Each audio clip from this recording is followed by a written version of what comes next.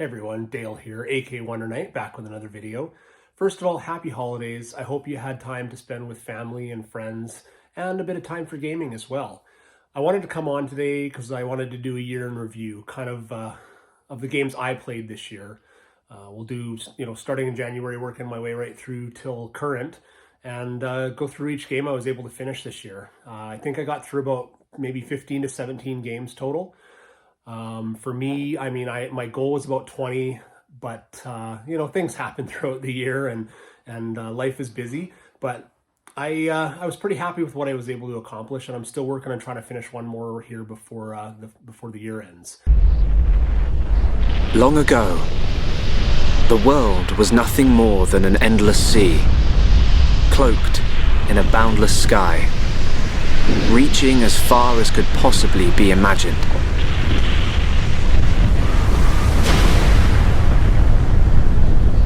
Then two great titans came into existence.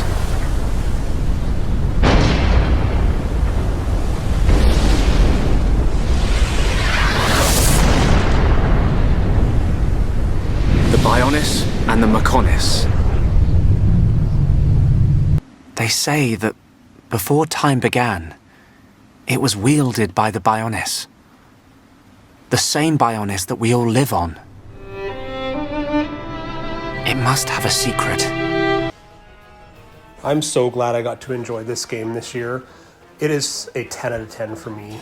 Absolutely one of my favorite games of all time. The way they blend everything together, the gameplay, the story, and I mean, if you're into story RPGs, this one is second to none. The combat, the characters, everything just kind of comes together in a absolute masterpiece. Oh, and I almost forgot the music. The music in this game is brilliant. It is some of the best music in an RPG that I've ever heard. It keeps you on the edge of your seat, yet also has emotion and all sorts of feelings to it. Bring it on! On butterfly! Just a little more. Keep at it! Yeah! Backlash! I can feel the power!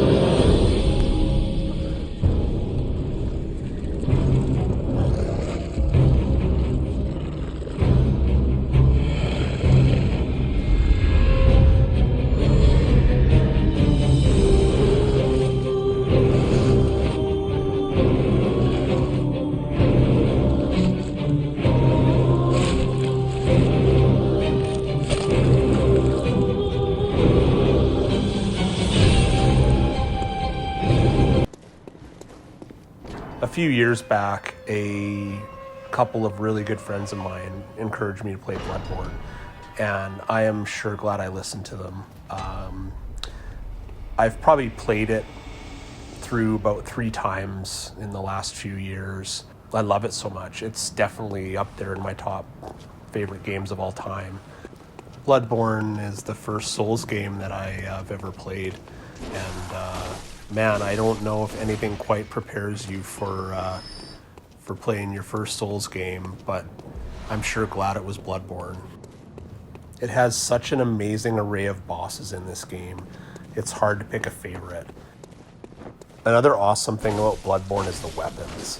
From the saw cleaver to Ludwig's holy blade. Those were some of my favorites. There is such a variety and different styles of weapons in this game that you will have hours of fun playing with all the different weapons that they have.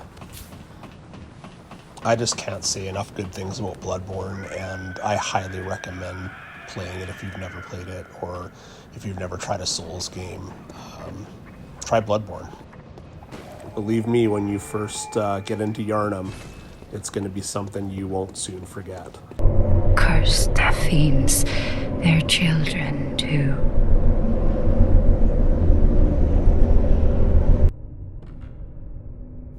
Yes, I included a DLC as my Game 3. Some people say our DLC is worth it. Well, this particular one is.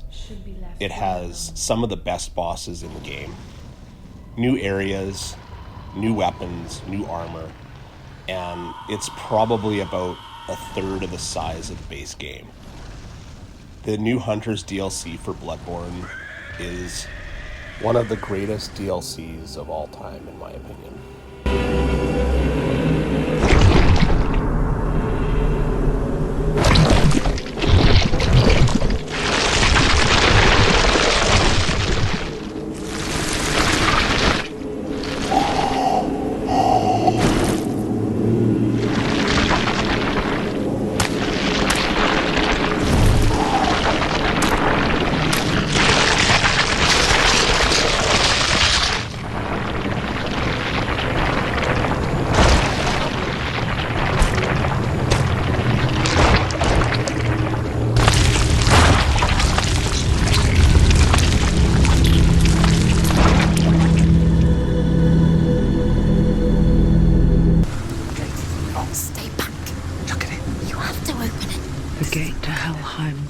The living from the dead.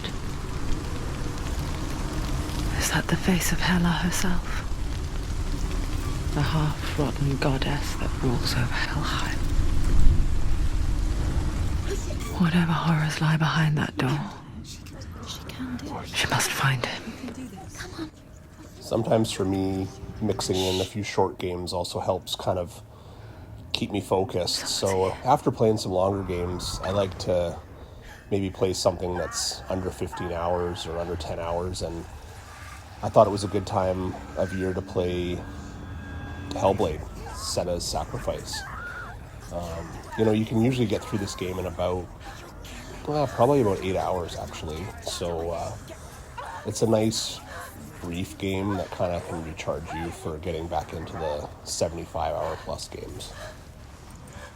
You play as Senua, who is a picked warrior who must travel to Helheim to rescue the soul of her dead lover from the goddess Hela.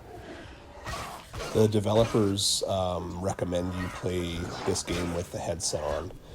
It states it when you first boot up the game, just to really get the whole experience of it. Senua struggles with psychosis in the game, so that's partially why they recommend you play with the headset on. Ninja Theory, the developer of the game, brought in specialists to help with creating the game. So they had neuroscientists, mental health specialists, and people living with the condition, which they also have a bit of a documentary built into the game where you can see them creating the game with all these different people, which is kind of cool.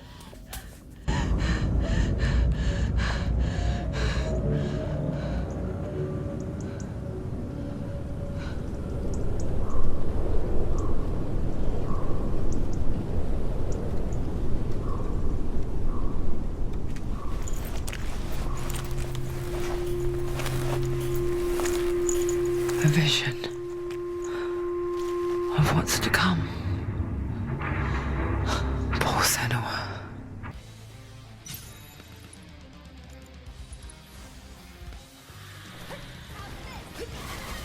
So I'm a big Final Fantasy fan, and I had played the remake, but I had 2 trophies left to get, and they were the 2 hardest ones in the game to get the platinum. And I had to basically beat the game on hard mode, which was one of the trophies, and the other one was to defeat the top secrets in the Shin combat simulator.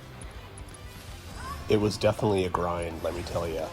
I just had to take my time with it. I wanted those last 2 trophies. I wanted to get the Platinum trophy. It was important to me because I'm a big Final Fantasy fan. So I just, I had done some of the hard levels previously, but yeah, I just sort of did one level every once in a while just to try and wrap up the hard mode. Once I got that done, because I was having some trouble in the top secrets simulation, I couldn't quite beat it. But once I had hard mode complete, I had enough manuscripts to level my weapons up more. I mean, all my characters were already at level 50 from a while ago, but went back into top secrets and was able to get it done and get the platinum, which was it was nice to have it done, let me tell you. The top secrets simulation is where you get the ultimate weapon trophy. Final Fantasy VII Remake's version of the ultimate weapon from basically the 1997 game. So you have to go into this simulation and defeat a bunch of bosses in a row. Basically, you start with Shiva, defeat her, you move on to Fat Chocobo, you defeat him. Next you face Leviathan, and after Leviathan you move on to Bahamut, and he can spawn Ifrit. If you don't actually keep Bahamut under control or keep attacking him with spells, he can spawn Ifrit, and then you gotta kind of deal with both of them. Once that's the hardest battle in this, is those two. But once you get past Bahamut and Ifrit, you move on to the Pride and Joy robot. And thank goodness when you get here, they give you a bit of a break. They as long as you have some good life and some MP, you can beat Pride and Joy fairly easily. With he's pretty susceptible to lightning attacks, and you can take him out pretty easily with after running that gauntlet, you know.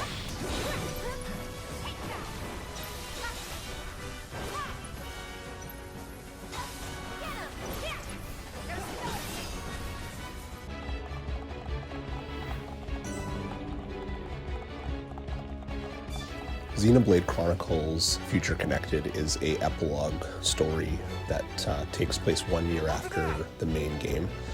It's not a DLC, which is nice. It's included with the definitive edition, so you just basically scroll down in the main menu and launch it from there.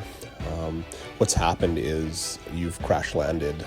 Shulk and Melia have crash landed on the Bionis' shoulder, and you've got a couple stowaways that were on board. Some Nopon named Kino and Nene.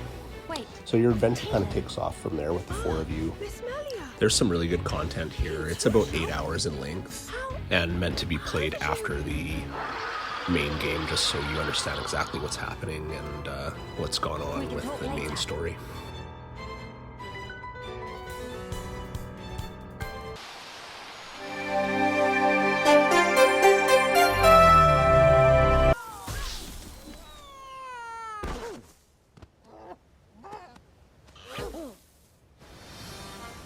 So I hadn't played a Mario game in quite a while, and I thought it was time for something a little lighter and a little more just fun. So my son, he's 16 now, but he's been harassing me or bugging me to play Mario Odyssey, and wow, this game is so much fun. It's got everything that 3D Mario that we're accustomed to. It's got great little gameplay. It's got a fun story. It's there's lots of little secrets in it that you have to uncover. The premise is that Bowser's kidnapped Princess Peach and trying to force her into marriage, and Mario has to collect power moons to use as fuel in an airship so that he can travel to different worlds to try and stop this from happening. Nintendo continues to be the leader in 3D platformers and platformers in general. This is just another amazing, epic edition of a Mario game that's going to go down as a classic. If you've been thinking about playing a Mario game and haven't played Mario Odyssey, definitely try it out. I'm sure glad I did, and I'm sure glad my son recommended it to me. I mean, he went through and played the whole thing, like including all the extras, and probably almost 100%ed it, where I just kind of played the main story, and that was good enough for me. I had my enjoyment there and kind of stopped there, but wow, what a game.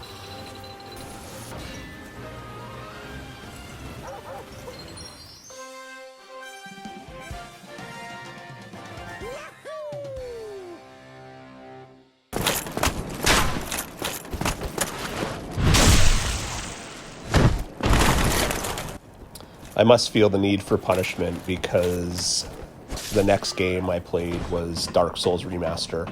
I hadn't played any of the Dark Souls series yet, and been wanting to for a while, so I chose why not start it at Dark Souls. I'm trying to basically platinum every Souls game, so this one was a beast. I mean, I think it was 2.5 playthroughs. The first playthrough, obviously, you're enjoying the game, you're going through, and your first run is basically getting all the bosses done and enjoying it for what it is, and then it speeds up a little bit after you get through your first playthrough. You move on to you can kind of rush through a bit of your second playthrough. What basically you need is you have to acquire boss souls, a certain amount of boss souls, to make the weapons, the boss weapons that you need to get the platinum. So certain bosses you need 3 of their souls or 2 of their souls to create these weapons, and that's the last trophies you're going to get, are those to make those weapons. So that's why you need the 2.5 playthroughs. It took some dedication, but it was sure a wild ride.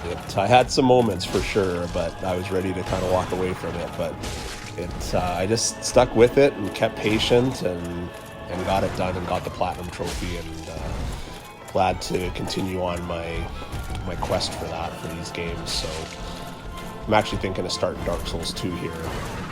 I'm glad I got to spend the time with Dark Souls 1. It definitely shows its age. It's a little clunky, but it's a game that I felt I needed to play.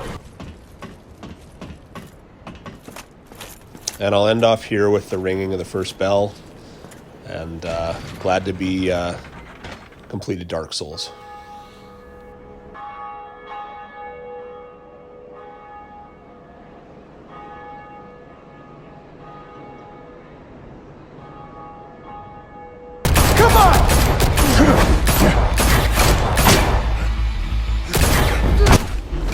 I needed something on the lighter side after playing Dark Souls and investing probably about 130 hours into it.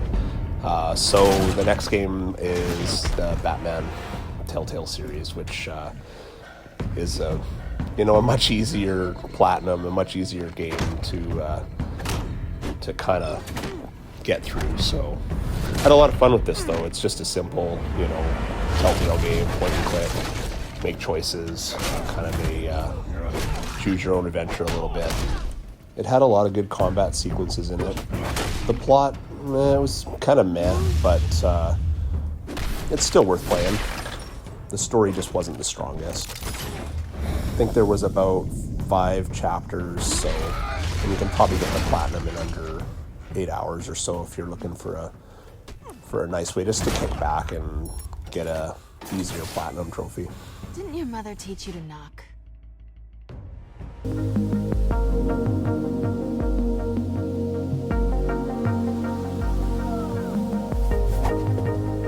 What a fun game this was. You play as a fox in this world. It's got Zelda-like gameplay, but the story is basically that you need to save a fox spirit trapped in a crystal. You don't understand the language, but you are looking to collect pieces of the instruction manual, like the old instruction manuals we used to get inside of an NES game. So those basically little booklets with all the instructions. So you're collecting pieces of that to kind of put the puzzle together of what you're supposed to do next and how you're supposed to proceed and what you need to do. So it's very important to collect those pieces of the instruction manual, which is kind of a neat way to kind of make the game proceed. as you go along. The first quest you kind of receive is to collect 3 crystal keys from 3 different dungeons. It's such a cool adventure game with lots of really unique puzzles and some really interesting gameplay as well. So yeah, I had a great time with Tunic.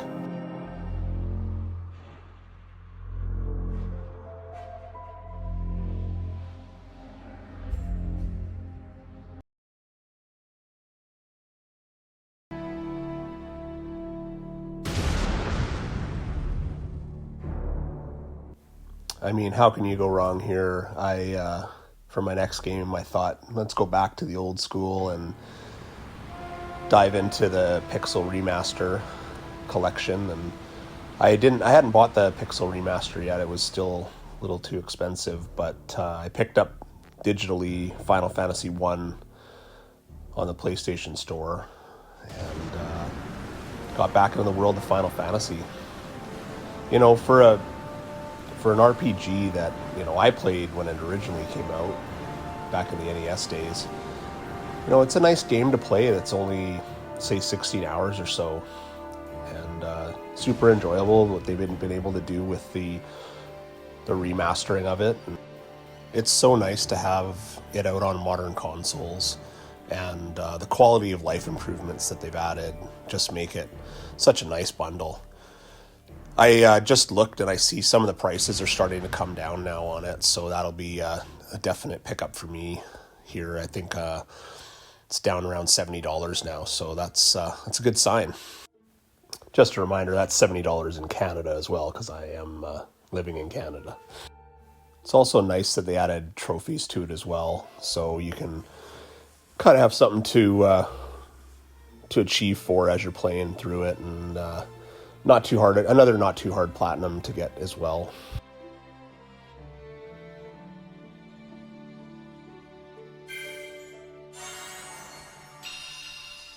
At this altitude, the air was so clean that without a smoke, I was beginning to suffocate. Another recommendation from a friend of mine was to play this, and it's a detective noir type point and click, choose your own adventure game, which I like playing these once in a while. It's a nice way to just kick back and relax and enjoy a game, but not have to, you know, think too much and just kind of enjoy the story for what it is. And this one was a really unique kind of murder mystery kind of storyline that was go right and get out of here. that they did a really good job on.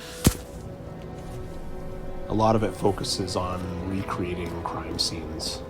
You've come into a situation where there's a murder that's happened, and you have to recreate the crime scene with some technology they have, because it takes place in the future, and you've got all this tech now that can recreate the crime scene and make your decisions from how you're going to proceed further in the case. This is guesswork, James. I won't identify him, not officially.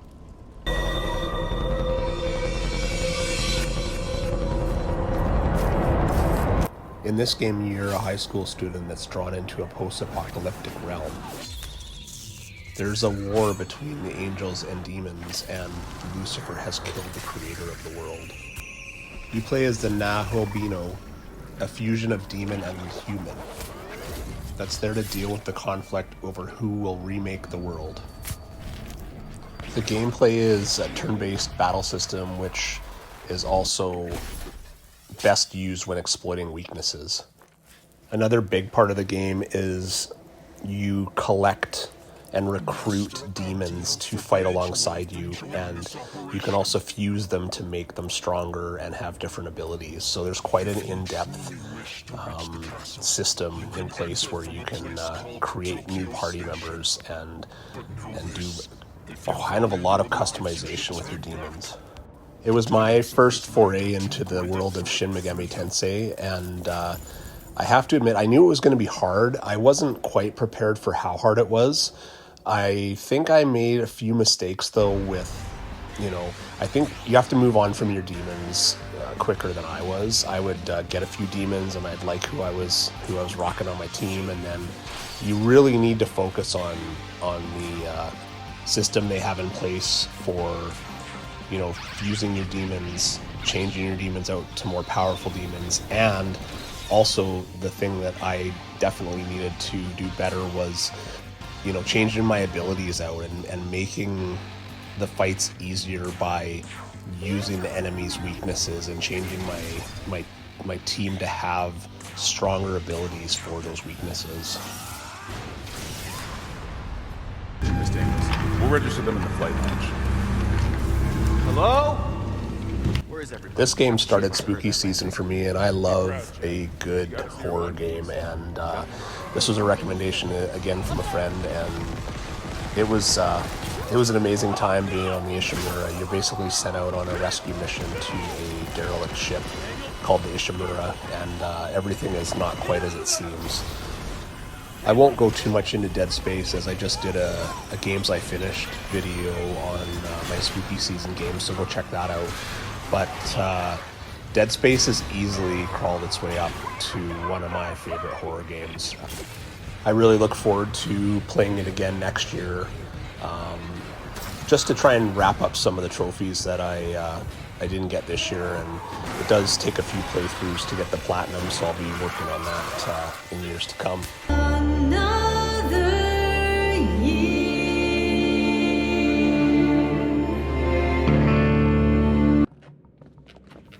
This is an interactive horror game where you're basically on Blackwood Mountain and you assume control of 8 young adults trying to survive the night. This game employs a butterfly effect where certain choices that are made are going to affect different outcomes of the game. No! No, no, no! Get away! Oh, Chris. Oh, Chris. What the fuck?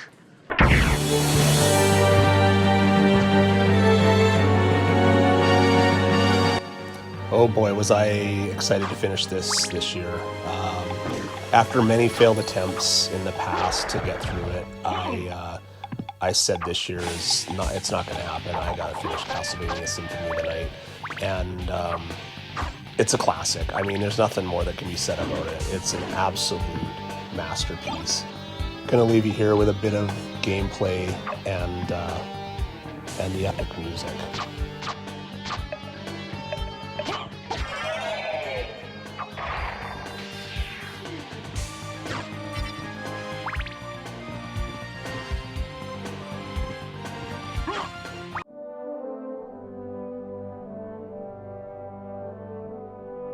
I had been looking to get back into Dragon Quest for a long time. I hadn't played it since the late 80s when it was Dragon Warrior in North America. But I was just looking at a good place to jump in, and when they announced this, I knew it was the spot I was going to pick, and what an adventure it was. I had all sorts of feels for that original Dragon Warrior on the NES. They sure knocked it out of the park with this game, and looking forward to the release of the Dragon Quest 1 and 2 HD 2D remakes. Hopefully, I think they're coming out later 2025. They haven't announced a release date yet, but it should be a good way to play the Erdrick trilogy.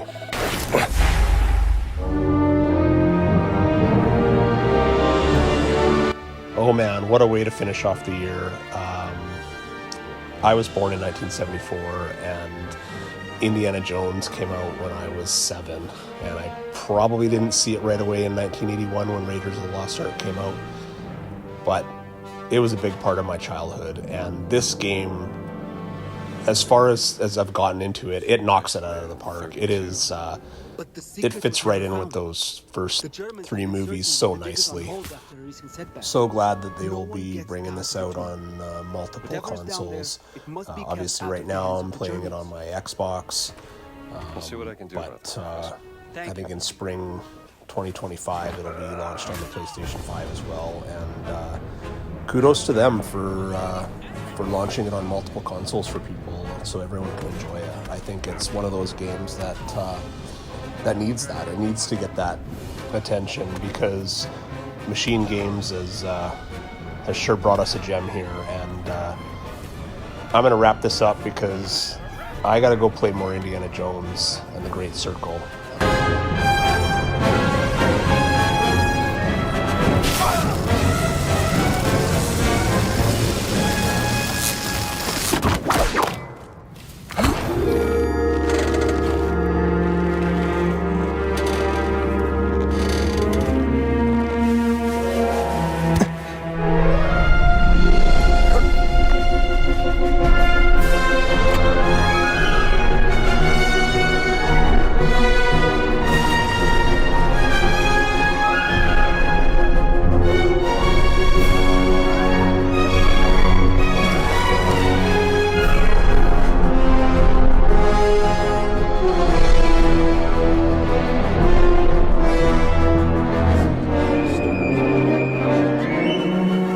Thank you so much for all the support this year. I started the channel a few months back, and all the support, questions, comments have been amazing. It's motivation for me, and I love hearing from you.